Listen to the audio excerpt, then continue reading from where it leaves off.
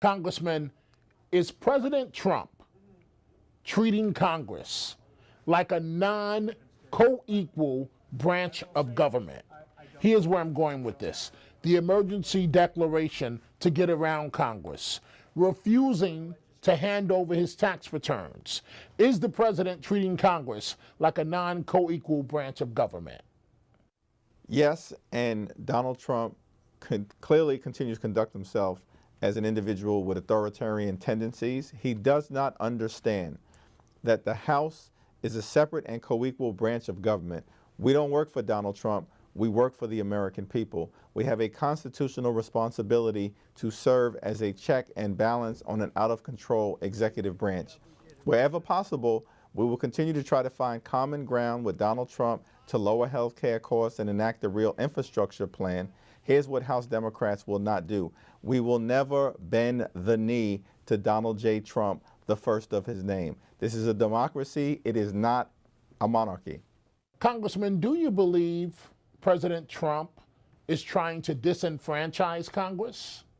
The president thinks that only he can solve problems on behalf of the American people. That's not my observation. Those are his words. But the founding fathers conducted a system of government where Congress has the power of the purse, where Congress is the entity that legislates and enacts laws. The executive branch is designed to solely implement those laws. The president really doesn't get that, but we are going to clearly make sure that he understands at the end of the day, we will work cooperatively wherever possible, but we will not work for him. That's not our job. That's not the Hakeem Jeffries playbook. That's not the Nancy Pelosi playbook. That's the James Madison playbook. Is President Trump using 9/11 as a political wedge issue? It's really unfortunate that the president continues to try to exploit September 11th to promote fear and peddle hate as it relates to a political strategy that he seems to have consistent with his xenophobic behavior. The president on September 11th conducted an interview where he made light of what had just happened and the fact that thousands of people died when the two towers collapsed by saying he now had the tallest building in Lower Manhattan. He is not in a position to exercise the moral authority to criticize anyone about September 11th comments. Congressman Jeffries, House Democrats are now issuing subpoenas for Deutsche Bank and other financial firms that have done business with President Trump. Is the Mueller probe the Super Bowl, or are all the other probes just as potentially damaging?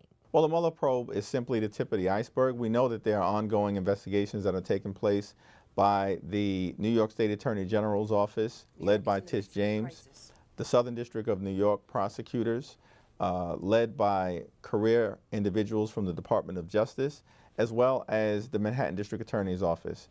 It's going to take a while to sort through the crime spree that seems to accompany Donald Trump in whatever he does, whether that was as a business person, a candidate, and now as the President of the United States of America, given the ethical scandals after ethical scandals after ethical scandals connected to his cabinet. So we'll see where this all goes, but the release of the Mueller report is the beginning, it's not the end.